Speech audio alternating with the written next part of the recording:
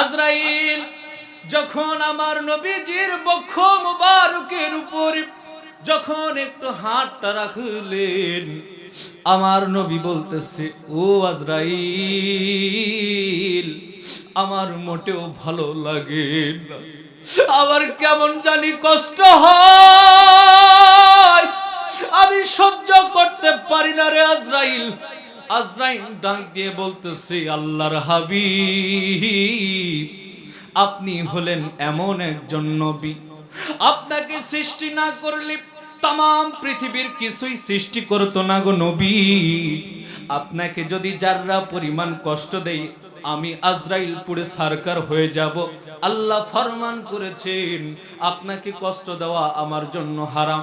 পৃথিবীর মধ্যে আপনার কাছে যেমনি ভাবে শুনে আপনার জানটা কবাজ করা হচ্ছে, এমন ভাবে পৃথিবীর বুকে আর কারোর কাছে কোনোদিন শোনা হবে না। ও নবী গো, আপনার জানটা যেমন আসান করে নেওয়া হচ্ছে, এমন আসানে পৃথিবীর কোনো মানুষকে আর জান নেওয়া হবে না। আমার নবী ডাক দিয়া বলতেছে, ও আজরাইল, এত আসান করে তুমি আমার জান নিতেছো, তাই আমি এত কষ্ট পাইতেছি। আর আমার উম্মতের জানটা তুমি কেমনে নিবা, আমার উম্মত কেমনে সহ্য করব? আল্লাহ, আল্লাহু আকবার। বিসমিল্লাহির রহমানির রহিম। বলতেছে, জিব্রাইল, আমার শরীরটা বড় অসুস্থ লাগে, ভালো লাগে না। জিব্রাইল পরের দিন আবার আসলেন, বলতেছে, নবী গো, আপনি কেমন আছেন গো নবী? জিব্রাইল শুধু সাথে একা আসে নাই, মালাকুল মাউত আজরাইলকে নিয়ে সাথে চলে এসেছে নবীজের বাড়িতে। আজরাইলও আসলেন, জিব্রাইলও আসলেন, ডাক দেয়া বলতেছেন, নবী গো, আপনার শরীরটা কেমন লাগে? নবী বলে, আমার অসুস্থ লাগে। নবী আমার সেই সময় জিব্রাইলকে বলতেছে, তোমার সাথে কে এসেছে? জিব্রাইল ডাক দিয়া বলতেছে, একে আপনি চিনেন, এ হলো মালাকুল মাউত। সারা পৃথিবীর জীবের জানকে এই মালাকুল মাউত কবজ করে। আপনার জান নেওয়ার জন্য এই মালাকুল মাউত আপনার ঘরের ভিতরে হাজির হয়ে গেছে গো। আপনি বলেন নবী, আপনি আল্লাহর কাছে যেতে চান নাকি দুনিয়ায় থাকতে চান? আল্লাহ জিব্রাইলের মাধ্যমে খবর দিয়ে দিয়েছেন, আমার হাবিবের, আমার বন্ধুর যতদিন মন চায়, আমার বন্ধু ততদিন যেন দুনিয়ায় থাকে। আমার বন্ধুকে অর্ডার দিয়ে দিল আমার আল্লাহ। জিব্রাইল, আর দেরি করো না, আজরাইলকে বলে দাও, আমি দুনিয়ায় আর থাকতে চাই না, আমার জানটা যেন এই মুহূর্তে কবজ করে নেয়। আজরাইল যখন আমার নবীজির বক্ষ মুবারকের উপর যখন একটু হাতটা রাখলেন, আমার নবী বলতেছে, ও আজরাইল, আমার মোটেও ভালো লাগে না, আমার কেমন জানি কষ্ট হয়, আমি সহ্য করতে পারি না রে আজরাইল। আজরাইল ডাক দিয়ে বলতেছে, আল্লাহর হাবিব, আপনি হলেন এমন একজন নবী, আপনাকে সৃষ্টি না করলে তাম পৃথিবীর কিছুই সৃষ্টি করতো না গো নবী। আপনাকে যদি যাররা পরিমাণ কষ্ট দেই, আমি আজরাইল পুড়ে সারকার হয়ে যাব। আল্লাহ ফরমান করেছেন, আপনাকে কষ্ট দেওয়া আমার জন্য হারাম। পৃথিবীর মধ্যে আপনার কাছে যেমনি ভাবে শুনে আপনার জানটা কবজ করা হচ্ছে, এমন ভাবে পৃথিবীর বুকে আর কারোর কাছে কোনোদিন শোনা হবে না।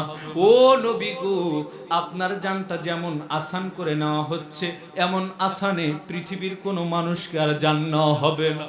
আমার নবী ডাক দিয়া বলতেছে, ও আজরাইল, এত আসান করে তুমি আমার জান নিতেছো, তাই আমি এত কষ্ট পাইতেছি। আর আমার উম্মতের জানটা তুমি কেমনে নিবা, আমার উম্মত কেমনে সহ্য করব? আল্লাহ, আল্লাহু আকবার। আমার নবী নামে এত গোমতু,